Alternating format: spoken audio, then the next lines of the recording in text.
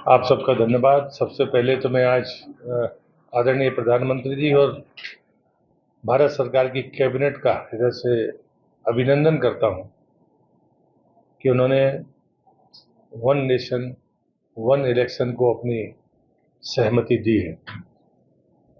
लगातार चुनावों के कारण जिस प्रकार से धन का अपव्यय होता है, समय की बर्बादी होती है और विकास रुकता है, इस परिस्थिति से निजात पाने के लिए भारतीय जनता पार्टी और उसकी सरकारें सदैव उनका एक मत रहा है कि चुनाव एक बार ही होना चाहिए। मैं आदरणीय रामनाथ जी कोविंद का उनका भी हृदय से धन्यवाद करता हूं। 191 दिन उनके और उनके सभी सहयोगियों ने प्रयास करके देश के सभी राजनीतिक दल, विधानमंडलों के नेता, अन्य सामाजिक क्षेत्र के लोगों से बातचीत करके लगभग 21,800 से ज्यादा लोगों से उन्होंने संपर्क किया।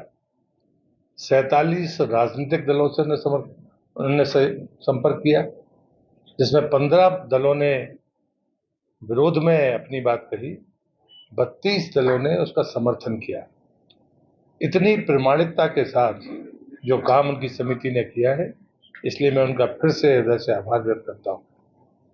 मैं जानता हूं कि देश की राजनीतिक परिस्थिति में जो परिस्थिति है उसमें विधानमंडलों के चुनाव अलग अलग समय पर होते रहे, लेकिन उसका भी एक रास्ता निकालने की बात भारत सरकार ने पहले से ही कही।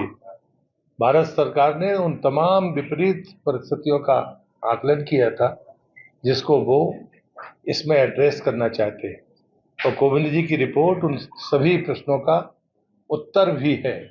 और उसके साथ ही उस रिपोर्ट को अडॉप्ट किया गया था जब महामहिम राष्ट्रपति जी के द्वारा, तभी मैं मानता था कि देश एक ठीक दिशा में आगे बढ़ रहा है। आज कैबिनेट ने जो मोहर लगाई है, कैबिनेट का मैं हृदय से अभिनंदन करता हूँ। संविधान जो पढ़े हैं वो कांग्रेस का पढ़े हैं, वो भारत का संविधान पढ़ेंगे तो उन्हें लगेगा कि नहीं, देश और समाज के हित में अपव्यय को रोकना ये राष्ट्रीय धर्म भी है और कर्तव्य भी है।